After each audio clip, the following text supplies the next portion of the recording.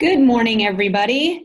If you're not joining us live, I hope you enjoy this this next webinar that we're doing, TLC and Tech, and this one is all about science.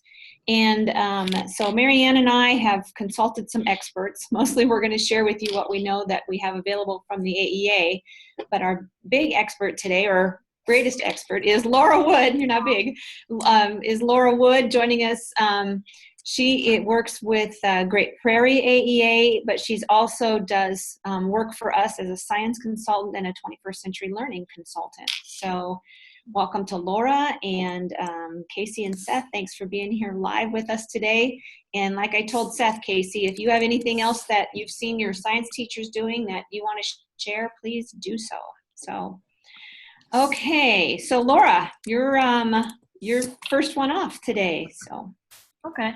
Hello, guys. I haven't been on this before, so it's kind of exciting. I need to make an appearance more often, I think, so I understand protocol better. Sorry, Judy. So I have been working with Pocket Labs a lot lately. I don't know if you guys have heard of those, but it's just a very small device. It has 8 sensors in it, and they're coming out with even more, but basically, I can see this used in a lot of forces in motion, kinematics type of lessons, as well as energy. So I was just going to kind of show you that and demo what that looks like today. So the first thing I'm going to do is I'm going to share with you my screen. Okay, and then I'm going to show you how you can use it on different devices. So I'm going to use it on my iPhone, which I think is really awesome since, you know, phones are pretty accessible. And I'm going to go ahead and share my phone. I turned my notifications off.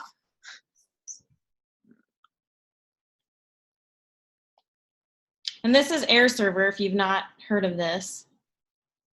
So I'm basically going to AirPlay my phone to the computer.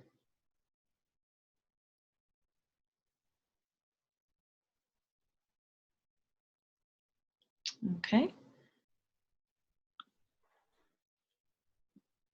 So you can see, like, it is my phone. I think this is so cool. But be careful if you're using it with kids, because you never know, like, if a message from family pops up or something like that. So Pocket Labs, you can download that, and then you basically just have to turn your sensor on. So I'm going to turn it on. Starts flashing, and then it says connecting Pocket Lab. So right now I am connected and I'm collecting real-time data. So it's moving because time is moving by. And right now it's sensing acceleration. So if I excel, then I'm gonna track that. What's cool about this is that you can have multiple things that you're tracking. So you can do a 2 graph or a 3 graph. So if you want to compare different things like acceleration or angular velocity at the same time, I'm just going to keep it on acceleration for now. And you can also change the axis. So if you don't want the Z and you just want to focus on the X and the Y directions. So let's say you're having an experiment or you're having kids test a phenomena. So motion is what I would use for this one. When I first saw Pocket Labs, they put it in a soccer ball, and then they recorded the information collected when they kicked the ball. So you just simply hit record when you're doing something. So I'm hitting record. Let's say I do something, and then I stop the recording. Now I can actually look at the data and analyze it. And what's really cool is that you can share that. So I just hit share. And then you can do it email, AirDrop if you're using a Mac device. I like to just email it to myself and put it right in my drive, because you can open the data up in sheets.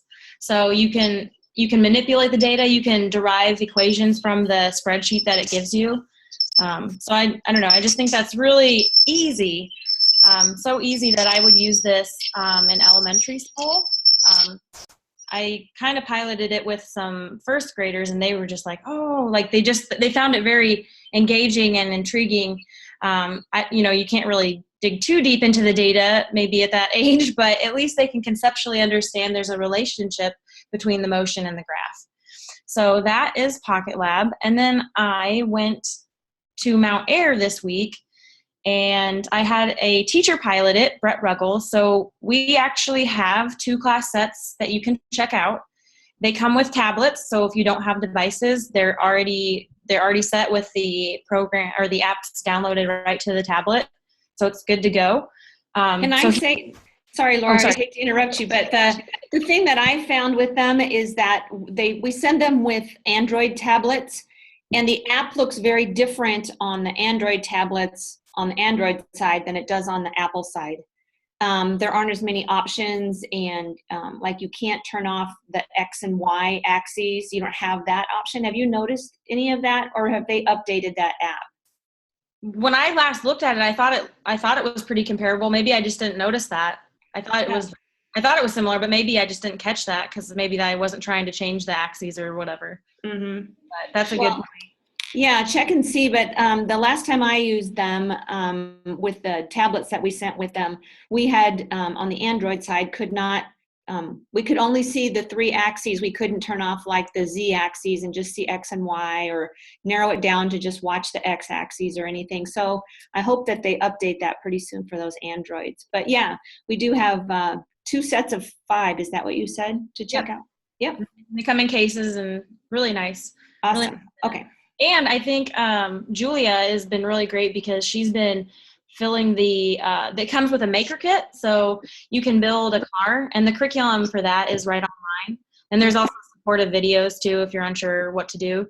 But she basically restocks it because some of it is, some of it's reusable, some of the parts to make the car, but some of it you have to replace. So she's been updating those. So they come with that maker kit when you check them out. So that's pretty cool. And so when we first got them, I had a teacher in Mount Air, a middle school science teacher, try them out with his students.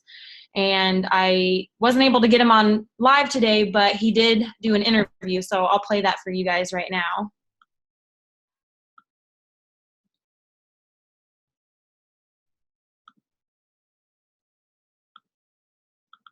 If I can make it. There we go.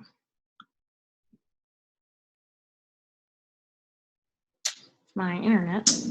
Hello. If you could just tell me your name and where you teach and what you teach. My name is Brett Ruggles. I am the junior high science teacher here at Mount Ayr Community Schools. I've also got a 7th grade math class and a high school algebra class that we take care of here.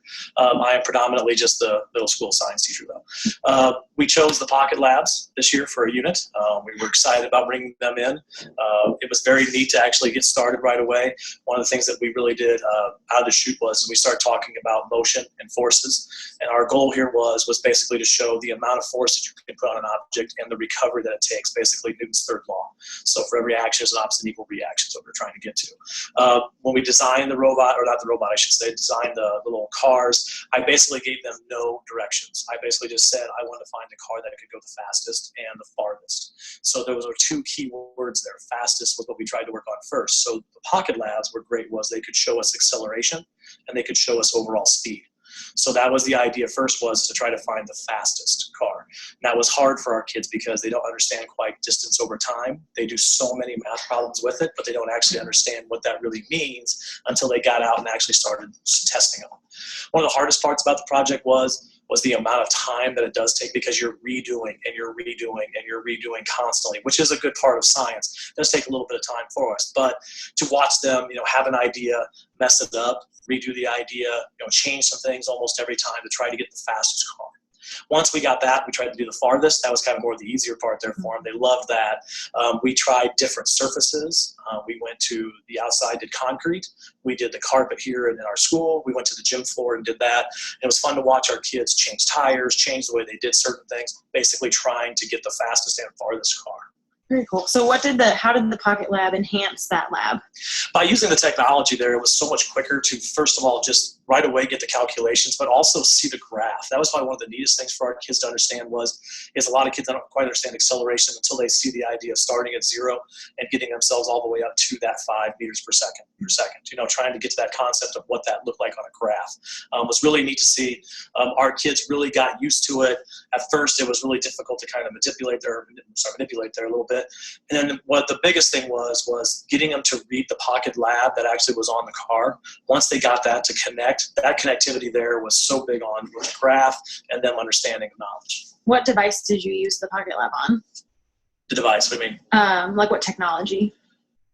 Mac, Android? Oh, we're MacBooks. We're MacBooks. Okay. Yeah, MacBook Pros. Yep. And it worked pretty well. Yeah, actually did pretty well. I actually had an iPad with it just in case to see how that would go. Okay. And the iPad was much easier because we could run with it a little bit better. With the Yeah. MacBook, your kind of kids are ajar a little bit there.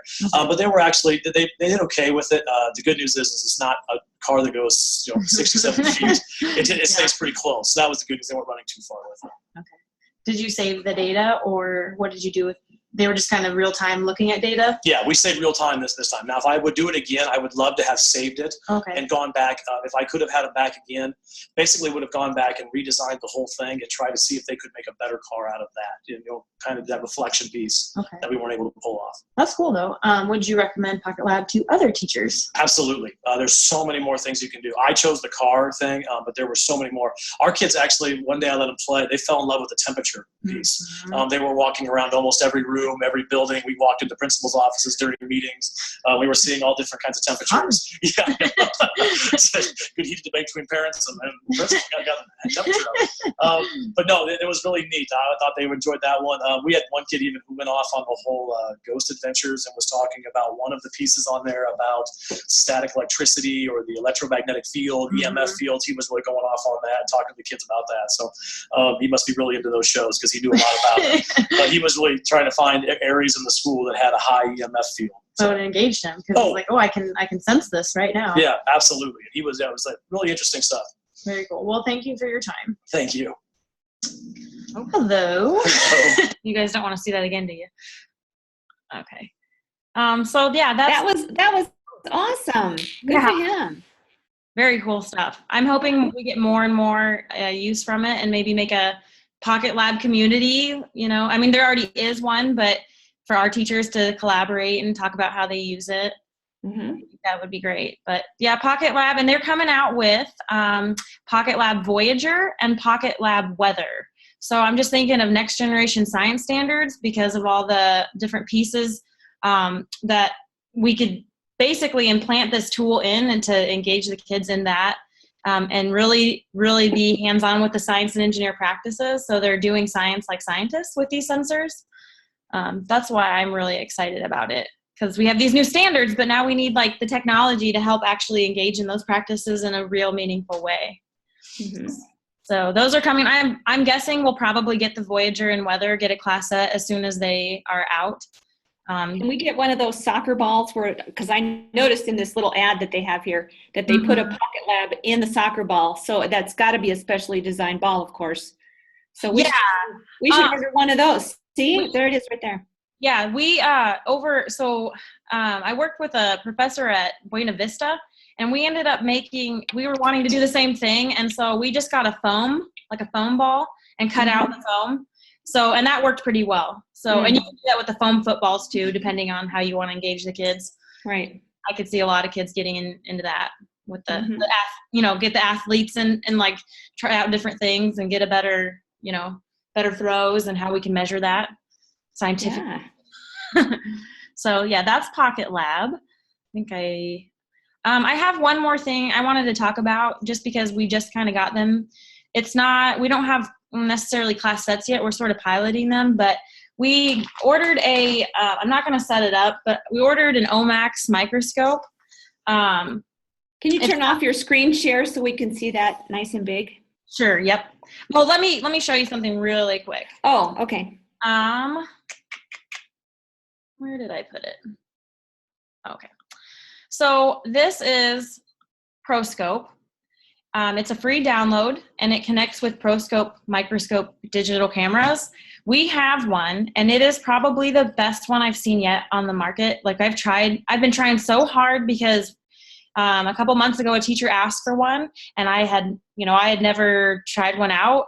I have at science conferences, but no one in the area had them. So, and I asked around at the Iowa State consultants meetings, and no one really knew or had any recommendations for me. So I had to sort of try them out myself. But I will say the ProScope HR, high resolution microscope camera, it is awesome. And this is just some pictures from it that I took this week.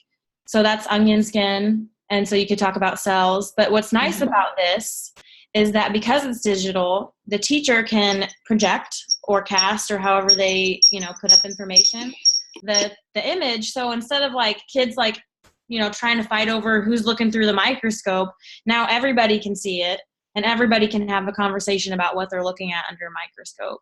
So that was the image of from the ProScope. And then I'll stop share real quick just to show you the microscope. So this is the OMAX microscope. It's pretty, it's pretty standard, but basically the eyepiece comes out and that's where you put the digital camera. The one we have at the AEA, it comes with a digital camera already that plugs in USB. But I will say the quality is not as good as the ProScope. So we have two different available pieces of technology. Just the OMAX that comes with a digital camera, it's 3 megapixels. It's okay. It's not bad, but it's not that great of quality. But if you check out this as well as the ProScope microscope camera, it fits right into the eyepiece, and you can use that wirelessly or you can use it with a USB. So it just depends on how you want to do it. And then you can also download an app for the Wi-Fi part of the ProScope camera, and that app is called UCam Plus. When you search for that, it's free. When you search for that, there's a lot of makeup, like ProCam apps, so don't get confused by that. It looks kind of like a kaleidoscope, but basically, you get the functions of the microscope, and you can take pictures right from your phone, and you can if you cast with your phone, you can do that too. So there's multiple ways of delivering what is being seen under the microscope. So that's one new thing that we have, and hopefully we can order more than just one so that we can get more access to teachers. But so that was the digital microscope. And then I think I wanted to share one more thing. Oh yeah, let me cast again or share screen. Sorry, I have a lot of really cool things to throw at you guys. But don't be sorry about that. We're all just like, you've got us glued to the screen. There we go. Okay, so I had the fortunate pleasure of going to Hamburg on Monday. A friend of mine is the superintendent there. Oops, I was going to share that with you, Judy, it looks like.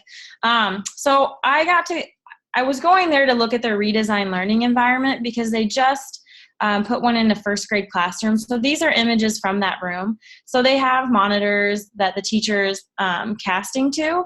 But what was really cool is that we are witnessing mystery science in these pictures.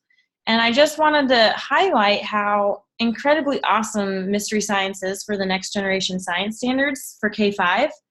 It is I would say it highlights the 4 C's, so 21st century learning with that creativity, collaboration, communication, critical thinking, but it also is having kids engage in those science and engineer practices. And in this case, I was seeing a lot of literacy happening, and it wasn't intentional. It was natural. Kids wanted to know how to communicate what they were experiencing, and I got to witness this group of kids. Let me see if I have a picture of the particular ladies. They were having this group right here. They were talking about what they were seeing, and they had a sort of a journal write where they had to draw. They didn't even have to write anything, but they wanted to talk about what they were witnessing. So this lab was basically on erosion. They had to create a land structure, and then they were dripping water to see what happens to it, and they were mapping the results after each rain. And so it was kind of neat because they were like, the water fell, and they were trying to sound it out. And then one of the girls was like, water, W-A-T-R. And then the other one was like, no, like there's a O in it. And then, so they were having this like debate on how to spell water, and they were constructing sentences because they wanted to be clear on what they were seeing. And I thought that is amazing for first grade. That is so awesome to see in first grade happening. So I think mystery science is a win-win. And luckily, the Green Hills AEA purchased into it, and we are offering it for 3 years. So that is a big deal to spread to your teachers, let them know about that. I have a video clip, you can just hear the excitement in this little gal's voice. Maybe. Can I not? Maybe my sound?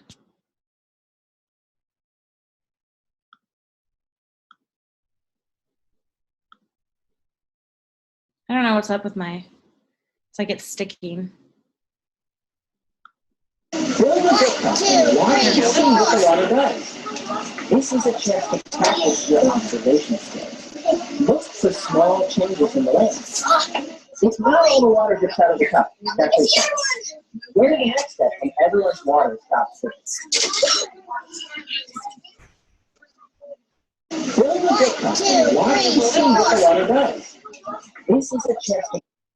Anyway, so that was really cool to witness in the classroom. And so just another resource for science teachers and helping them transition into the new science standards. And just so people know, there is a 30-day free trial of Mystery Science. So if they want to use it for the end of the year, and then the subscription that we're paying for starts, of course, in the fall. So it's for K-5, and so let your K-5 teachers know that they can use Mystery Science from now to the end of the year for free, and then start fresh in the fall with that. So that's exciting.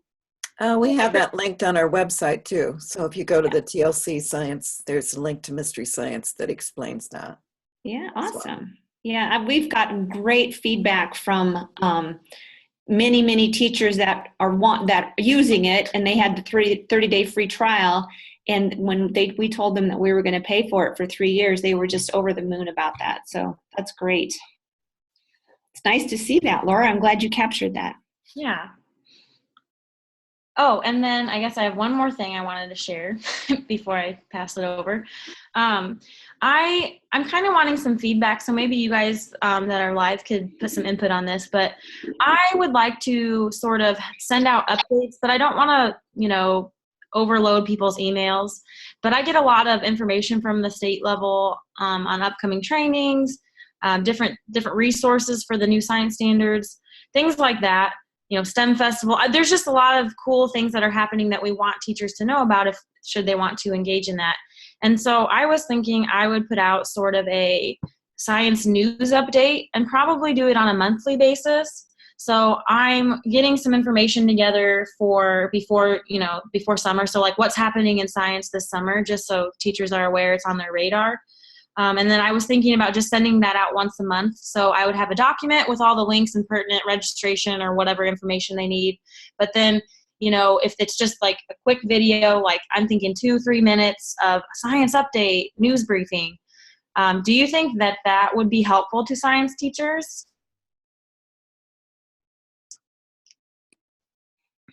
I'm going to have Casey and Seth jump in there. Yeah, if Casey and Seth want to, what do you guys think? I think that a video would be probably a really good idea because I feel like teachers are kind of overwhelmed or flooded with words all the time. So I like the idea of a short video more than like another written newsletter. But I would say that'd be a good idea just with the next gen science. And I know at Tri-Center, everybody's, they don't know exactly what that looks like, and everybody's in the same boat. And oh yeah. Yeah, sounds good. Okay. Yeah, I agree. I think a video would probably be better than just a regular newsletter because, you make a newsletter, they're going to scan through it, delete it, and then still wonder what the heck's going on. But if it's short, they might actually sit there and watch it during a little bit of prep time. 2 or 3 minutes isn't very long. Both of my science teachers would invest the time in that here. Right. And then make sure the pertinent information is included somewhere below in the comments or on a separate document on a Google Doc or something. Okay.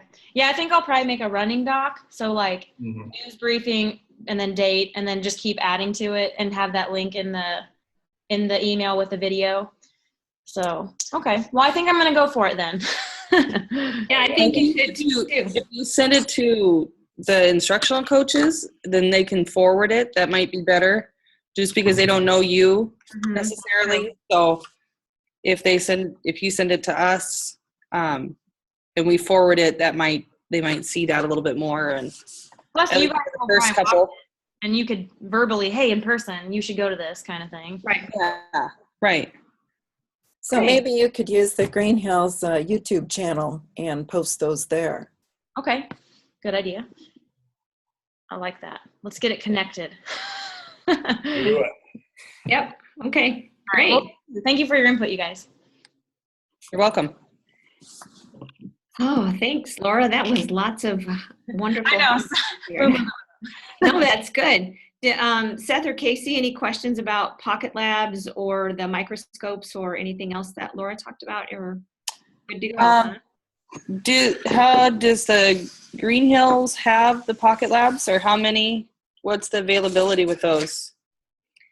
2 class sets, they come with 5, I believe. 5 Pocket Labs. So 5 that tablets. Yeah, 5 tablets, 5 Pocket Labs. So you probably want to do like, you know, I would imagine groups. Yeah. In each Pocket Lab. Okay. Sounds good. And if you want, Casey, I could bring some out also. So I could grab them and bring them out Oh, okay. and show them to you and your teachers if you want to. I'm not an expert in that kind of stuff, but I know how they work. Yeah. Okay. Yeah, I'm trying to think of who I would show it to. Our middle school science, I know he would like it for sure, but even the younger grades too. Are you coming to the STEM festival tonight or tomorrow in Riverside, Casey? Oh, we're going to have them there. Are you? Good. Yep. Well, yeah. Good. So maybe some teachers will stop by and can play with them there. Yeah. Okay. Nice. Great. Okay.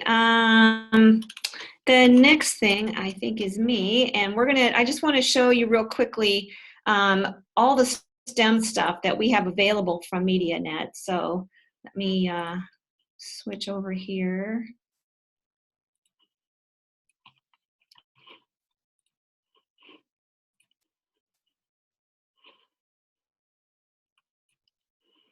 All right.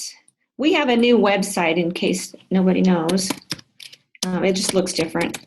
The address is the same, www.ghaea.org. So it looks like this, and if you're looking to check out things like the Pocket Labs or someday hopefully those microscopes or any of our other STEM equipment, you're just going to go to Media and MediaNet. And you can do just a basic search for STEM, and you'll get, I believe, 115 results. Oh, 240 results with STEM in them. Now, of course, everything is not STEM, STEM, but that's a good way to do that. If you want to have a more detailed search, though, we could do STEM, and instead of just a basic search, if you click expand, so now I'll put STEM here. And then some things that you want to change. First of all, over here on the first row with the search, change this from brief multi-pick to full multi-pick. And then check some things here to help narrow it down. So models, kits, and hands-on resources would be a good one. Equipment and tech equipment. And then if you go back up here to the green button and click on submit,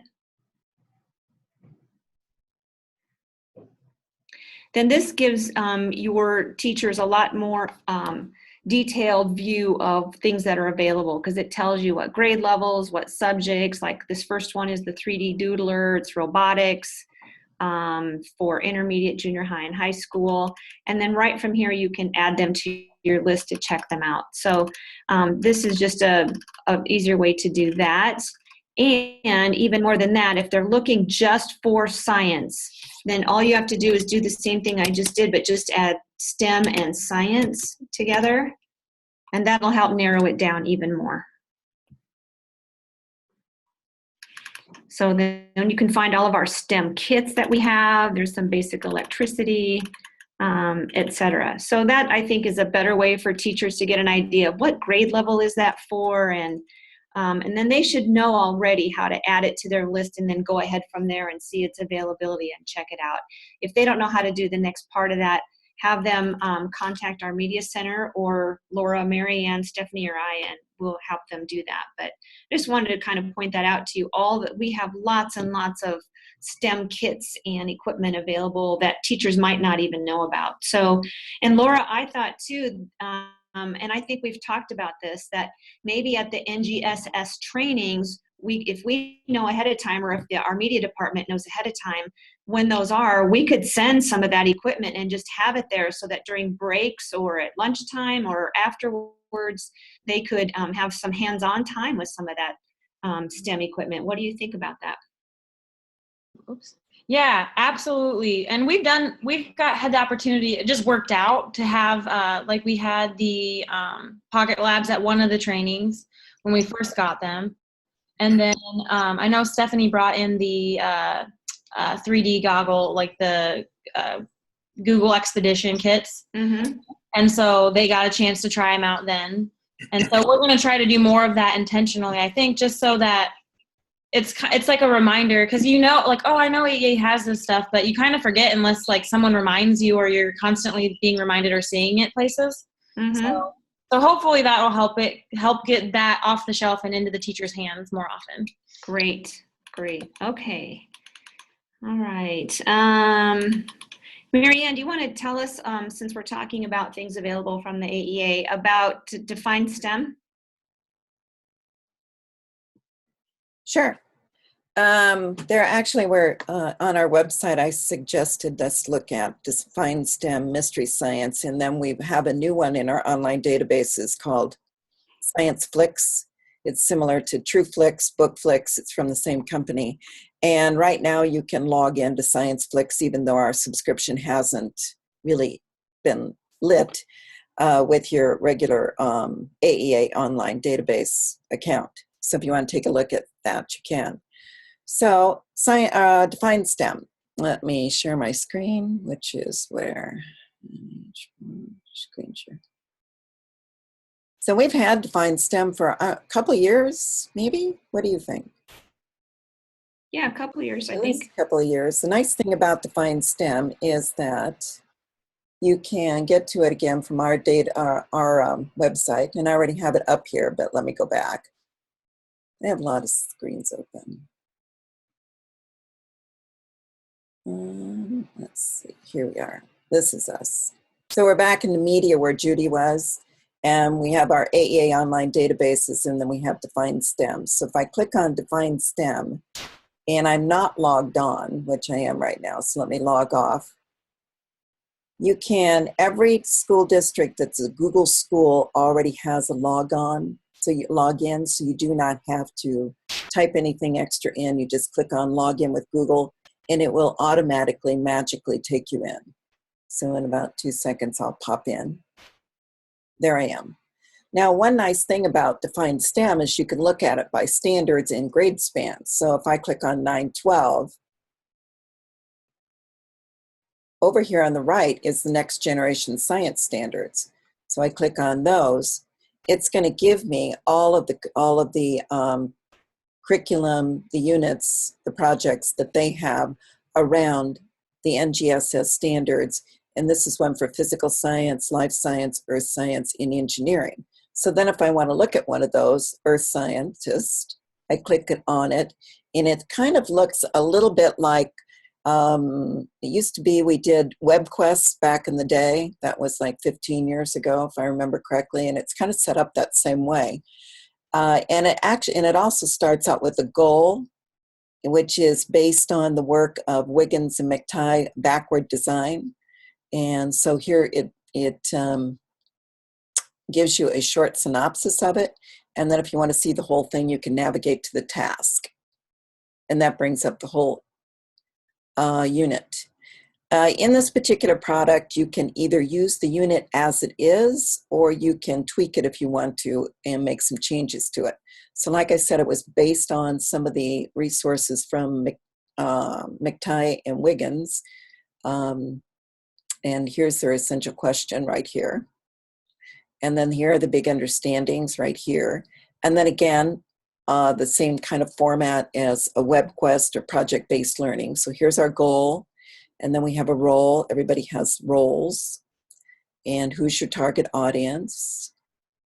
what's going to be the situation, and what kind of products would you have kids produce after they're finished going through the scenario. So this particular website is for teachers to develop a unit curriculum around the NGSS standards or other standards, but we're talking about science today. So it'd be a great resource for teachers as they're trying to get their arms around what does it mean to, there's something blinking. What does it mean to be teaching the NGSS standards? And this is some curriculum that's already built that you can use as is, or you can tweak it. So that's Define STEM. Does anybody have any questions about Define STEM?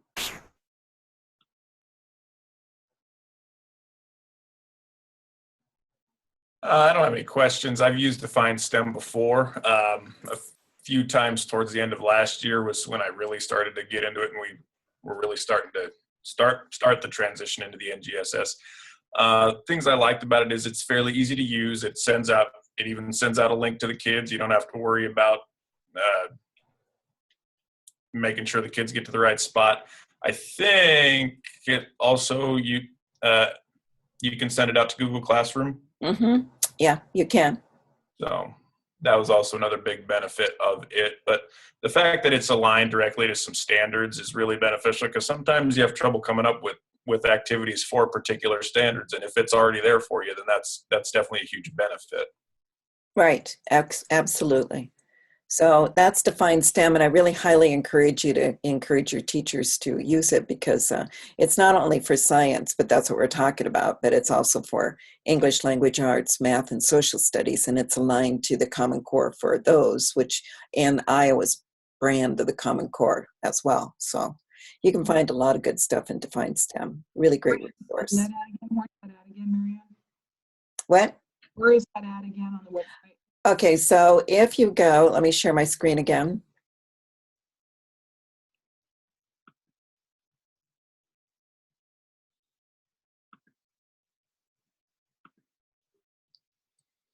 All right, so if I open up another new tab among the many I have open, I'm a tab queen.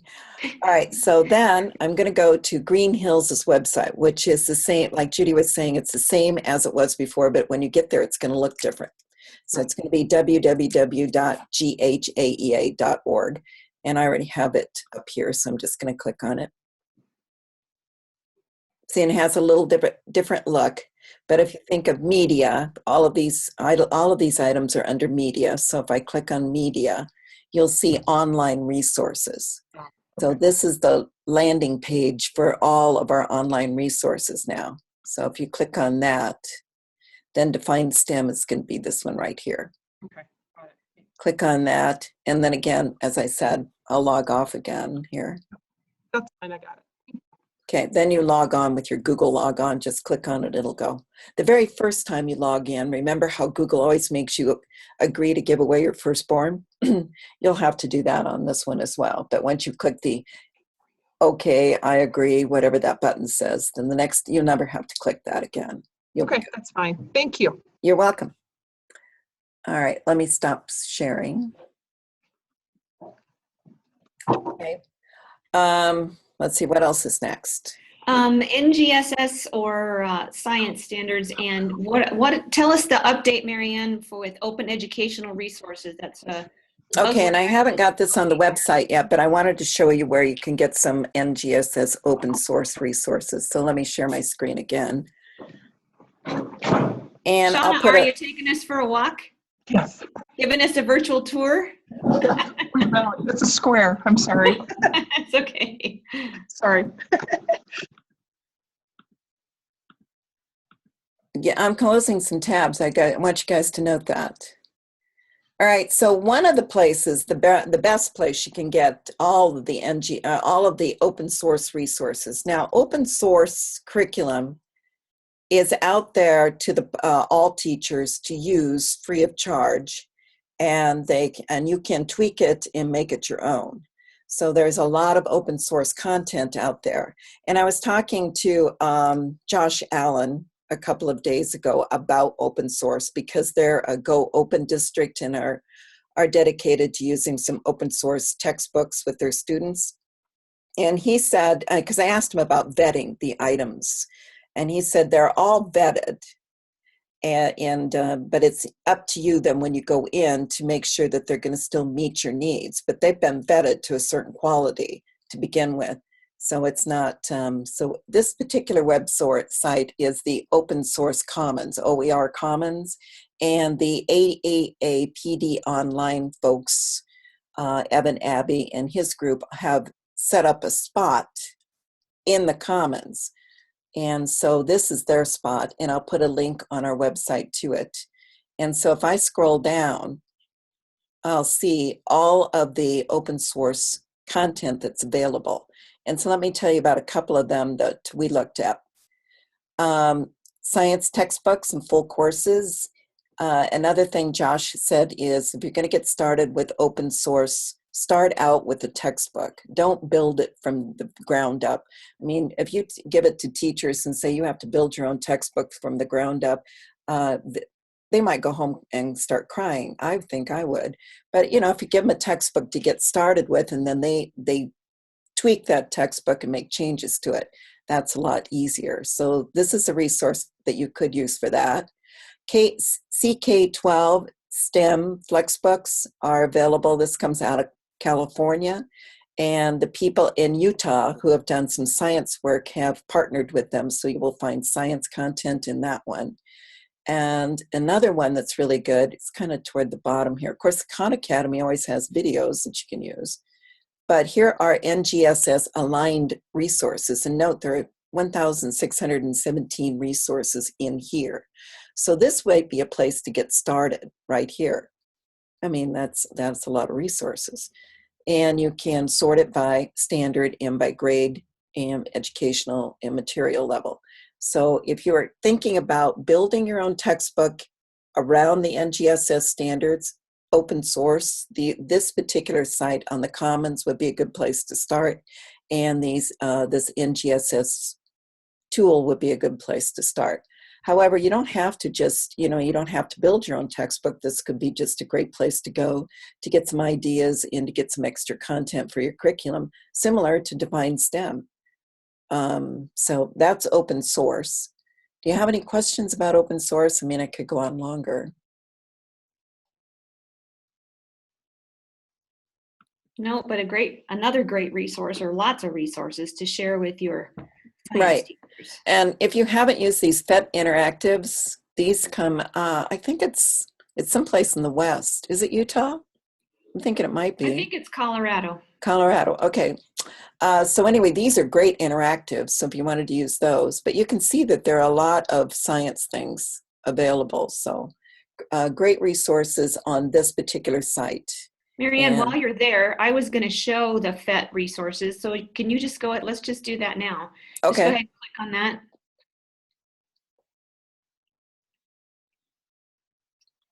Okay, any particular, of course, we're going to do science. Any particular science you wanted to look at? Click on life science. Life science, okay. I usually get at it from just the PhET site itself and not through OER Commons. So I'm not quite sure how this looks, but what these are is simulations that you can run. And maybe Laura, you know more about these than we do. Have you used these, or Seth, have you used these? Yeah, I use PhET a lot. We actually have some PhET in our online immersions that we use.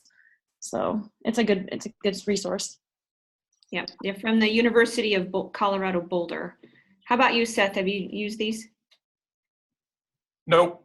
Okay, so again, these are awesome resources because you can use them on Chromebooks, you can use them on iPads, and there's just, what she's looking at now, gene expression, the basics, so all about genes and DNA and all of that.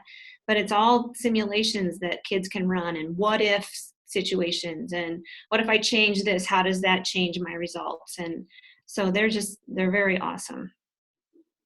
And there are a lot of them. There are a lot of them, and they're adding more all the time, and they are free. Can't beat that. Right. Free stuff that's good. Right. Right. Anybody else? Have any questions about that? I have a question, and it's just because I haven't been on with my device on my Apple lately. But when I was, we went 1-to-1 when I was teaching, and there were issues with it, with opening like half of them. Is that still an issue? Do you know? I have emailed them and asked them about that because we did have some trouble, I know at least last year, with Chromebooks being able to access them because, was it the Flash content or something like that? Yeah, but I know that I haven't any trouble with them with Chromebooks, at least with the ones that teachers that I've seen teachers use with them. Now, as far as the iOS applications, I'm not quite sure. I think So- I think they still are having issues, but if you're on a Chromebook, it should be fine. Yeah, Chromebook or regular laptop should be fine. Yep. Well, if you notice, it says right here HTML5, which I'm thinking Yeah, that is universal. Yeah, I think they've updated it, but I'm not sure. We'll have to try it, Laura, with an iPad and see. Try ones out. I'll do it. Yeah. All righty. Okay, I think I'm next, and we're going to talk. I just want to show, in addition to the FET website, another website that I really like, and this will be for human anatomy. So let me share that one. This is the Biodigital Human. And just like you did with the other resources that Marianne showed, log in with your Google account with this. And this one's free. And so I'm going to just kind of show you around here a little bit. So I don't know what this person's name is. Right now it's not gender specific. So, but you can turn on the reproductive system, or you can change it so that it's male or female or whatever.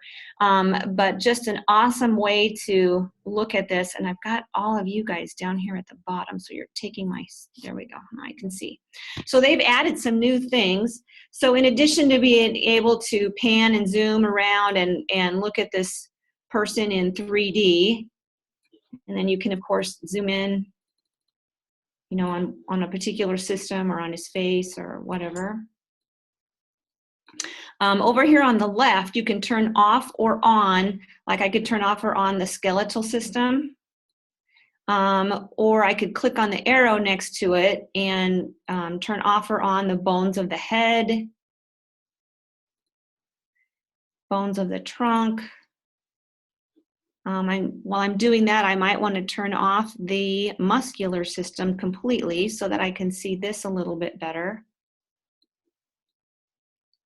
Great resource here. But here's what I really like, other than being able to see this.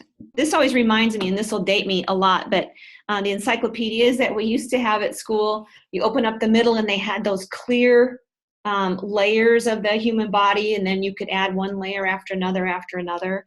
Well, this allows you not only to look at them, but then down here at the bottom, they've added some interactive things. So for example, they have a dissecting tool. And I haven't played with these because I'm not a science person, but when I got on here today, they're like, hey, look at what we have that's new, and this is what's new. You can do some dissection.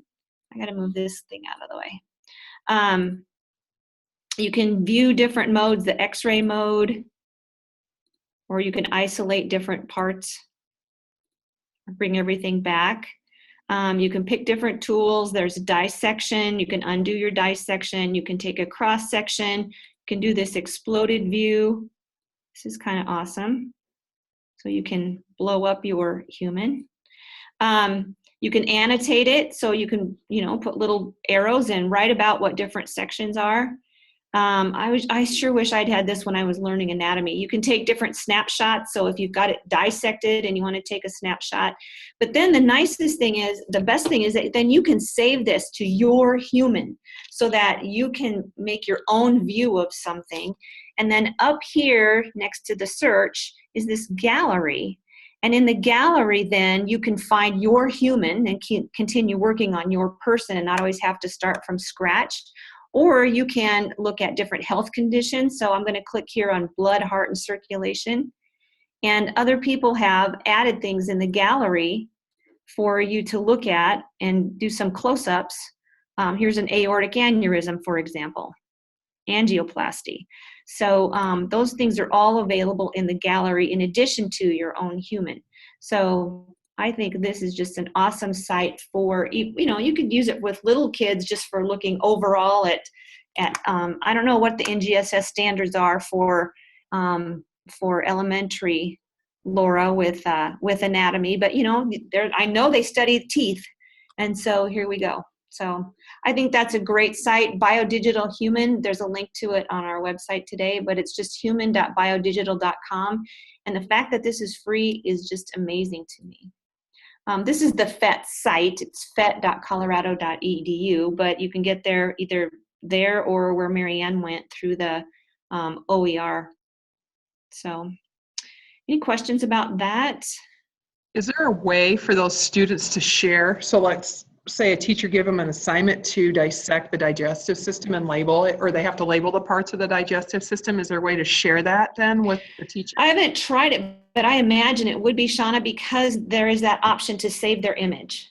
Right. And then from there, if they save it as an image, they should be able to do anything that they want to. Put it in a report, put it in their lab report, send it to their teacher, submit it via Google Classroom. I would think all those things are available. Okay. I didn't see the icons. That's what I was asking. So You could screenshot too. I'm seeing a lot more of just Yeah. screenshotting things and then taking that image and putting it where you want. Yep. perfect. Awesome. Yep, that's that's great. another one. All right. Okay, another thing I wanted to share with you is, I got to stop my screen share for just a second. I don't know if you guys have seen these, but there's an app called Elements 4D, and you can make your own element cubes. Are they showing up backwards? No, it's showing up right. That's good. Oh, they're just That one's backwards to upside, me. That's upside down. Okay, so I have 1, 2, 3, 4. I have 6 cubes, and they have a different element on each side. Have you seen these, Laura? Oh, this is so cool. Okay, so I've got these 6 cubes, and I'm going to put this one back to, here's hydrogen. Okay, so then I get my app on my phone. So let me share my screen and project that. See if I can do this as smoothly as Laura did. I don't know about how smooth it was. It's always smooth when it's successful, Laura. Always. That's true. Yeah. Yeah, it's always smooth until I get here and it says GHAEA, and I can't find my Mac. Why is that? There's Air Server. Judy's Mac. Oh, here it comes. Just slow. There we go.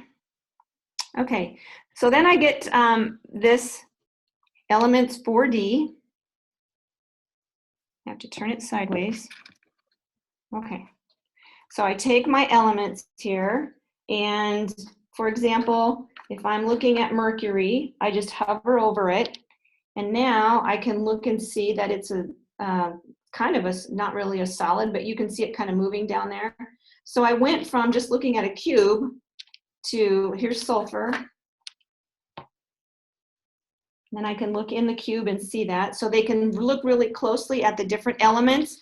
It tells them the numbers on there, and it also has approximate volume and some of that kind of stuff. But here's the cool thing. What if I mix 2 elements? So to do that, I'm going to put my hydrogen, which of course is a gas, and oxygen, another gas. I'm going to put those 2 together and then hover over that. They have to touch each other. Oh, and by the way, you can buy these as wooden cubes, but I haven't paid the $10 for the set of wooden cubes yet. But look what it changed to. Very cool. Because they're touching. Mm-hmm. So, boy, that's loud, whoever that is. Is that me or? Right. Okay. Anyway, so that's an app, free app called Elements 4D. Works great on a phone, the kids' iPhones, or on an iPad. Let me stop sharing that. So that's just a fun one and a great way to teach some of those elements on the periodic table. One of my very favorite things. Okay, Laura, did I teach you something? Yes. I love that. I absolutely love that. Great. So where did you get the paper cubes then, Judy, that you can just make those? If you go to the website, and I think I've got a link to it on our website from today, but then they give you the link to the PDF to print these, and then you just cut them apart. And of course, this is what takes a while. You have to cut them apart, and they've got and then you put a little bit of stick glue in different places to come up with the clues. So these wouldn't last very long with a class full of high school kids. I would recommend paying, if you really like these and the kids are learning a lot from them, I would recommend getting the wooden version. But or have each kid make their own set. Yeah. That could be their homework. Make your cubes tonight, and then we'll use them tomorrow. So, yeah, I think that would be Awesome. Yeah. Thank you. You're welcome. Okay. I think that was the last thing on our agenda for today, unless anybody has anything else. Anybody have anything to add? Or Seth, is there anything that you did when you were a science teacher? I know you're only not even a year away from having taught science, or anything else that you want to share, or that you see, Shauna, going on in classrooms? No? Seth? No? Not that's coming to mind. I liked the suggestion earlier of seeing if you can get some of the things from the AEA at those NGSS trainings, so that teachers can make those connections, and so they have something else to work on other than just sitting there building curriculum and sitting there thinking, because it takes a lot, and that would be a nice little break from what normally has been done. So. Great. Good to know that. Okay. All right. Well, I hope that those of you watching this live and those of you watching it archived found something that you can share, at least one thing with your science teachers today. Again, I really appreciate Laura joining us and contributing all of her wealth of knowledge about science, because that's certainly not a strong point of mine, though. If I had it to do over, I would have paid a lot more attention in science class, because I love it. It's just that when you're in high school and you think you're cool, that science wasn't cool then. But I just think if I had it to do over, I would take a lot more science classes. So anybody else? It's never too late, Judy. You can take some more. That's true. That's true. All right. Okay. Well, thanks for joining us, everybody, and have a good weekend. And our next one of these is in May. It may not be live. Marianne and I'll talk about that, but I think we're going to just talk about the new Iowa AEA online resources and get that recorded, so that then you can share that with new teachers coming in the fall. So, but we're going to do a digital breakout EDU about them. Oh, we're going to create one. Maybe we could just send that out, and you could do that. Yeah, you guys could be our test group. Yeah, Okay. maybe you could screencast that or something. That'd be great. All right. Well, All right. Thanks, everybody, and have a good weekend. Thanks. Bye. Bye. See ya.